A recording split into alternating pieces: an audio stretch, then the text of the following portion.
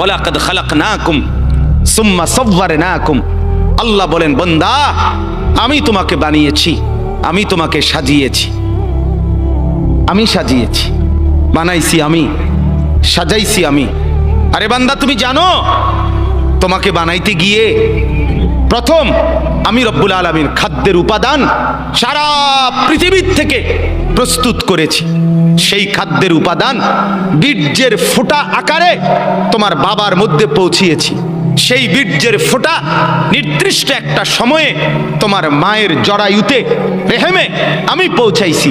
সেখান থেকে এক সামান্য ফোঁটা বীর্যের উপরে 9 মাস আমি আল্লাহ আমার কুদরতি হাতে খালাকতুহু বিয়াদিয়া, নিজের হাতে কাজ করে ড্রয়িং করে আমি একা 9 মাস তোমার মায়ের অন্ধকার গর্ভে আমি সাজাইছি, আমি সাজাইছি।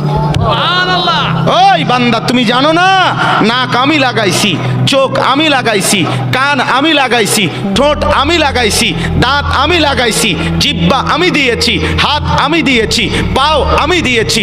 বলো বান্দা, আমি এখানে নাক লাগাইছি, তোমার আপত্তি আছে কিনা বলেন? আল্লাহ এখানে চোখ লাগাইছে, আপত্তি আছে কিনা বলেন? আল্লাহ এখানে কান লাগাইছে, আপত্তি আছে কিনা বলেন? আল্লাহ এখানে ঠোঁট লাগাইছে, আপত্তি আছে কিনা বলেন? আরে মুসলমান, যদি এর কোনোটার মধ্যে আপত্তি না থাকে তো এখানে আপত্তি করলেন কেন? নাক বদলান, চোখ বদলান, কান দুইটা একত্র করে ফেলেন, ঠোঁট একটা খুলে ফেলেন, দাঁত অর্ধেক ভেঙে ফেলেন, আল্লাহর ডিজাইন বদলে দেন। কি ব্যাপার বলেন? ইনসাফ করেন, ফিকির করেন, নিজের কলিজাকে প্রশ্ন করেন, সঠিক তো? ঠিক হচ্ছে তো?